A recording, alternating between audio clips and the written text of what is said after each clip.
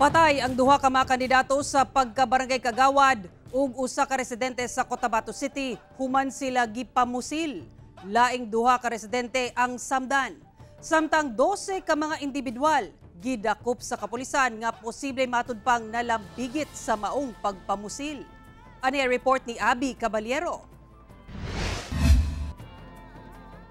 Nabulabog ang mga residente sa Barangay Rosary Heights 12 sa Cotabato City dihang dunay nadungog nga buto-buto sa pusil sa lugar kagabi. Atul sa insidente, patay ang duha ka barangay kagawad candidate nga sila si Alfar Pasawiran nga taga Barangay Kalanganan 2 ug si Nor Muktadin Butukan taga Barangay Rosary Heights 12.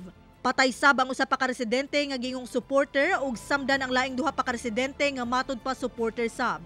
Sumala sa kapulisan, base sa saysay sa mga nakasaksi, nagataod og campaign posters ang grupo sa mga kandidato sa barangay ug sangguniang kabataan election sa Sosa Street sa maong barangay, dihang kalit matud pa silang gipamusil. Sa pagresponde sa kapulisan sa lugar, ilang gisulod ang upat ka balay asa giingong naggikan ang buto sa pusil. Initially sa babae, pero according po sa mga witnesses, may bumabaril din po sa taas. Tinuro kasi ng isa mga survivors na doon tumakbo yan talaga yung bahay nung isa sa mga suspects, kaya yan ang pinuntirya. Tulo ka mga pusil ang na-recover sa kapulisan nga mao ang M16, kalibre 45 nga pusil ug 9mm pistol.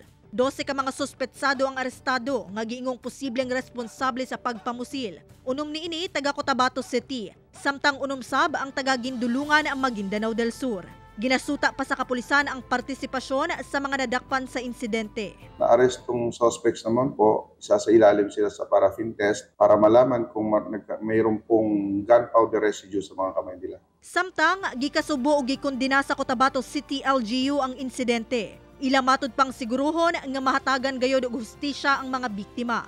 Karong nagkaduol ang eleksyon, mas pahugtan matud pa sa otoridad ang pagbantay sa seguridad sa syudad. Kung sa nila, kung sila man talaga yung mapatunayang responsable sa pagpatay ng tatlo katao at saka pagkasugod ng dalawa. Kasamtangang anaa sa green category sa COMELEC ang Barangay Kalanganan 2 ug anaa sa yellow category ang Rosary Heights 12. Tungod sa hitabo, hisgutan matud pa sa kapulisan ug COMELEC BARM kung usabon ang estado sa maong mga barangay. So this incident, we are looking at we will review the classification of these barangays. Maybe putting some barangays in a higher category. Ako si Abby Caballero para sa One Mindanao.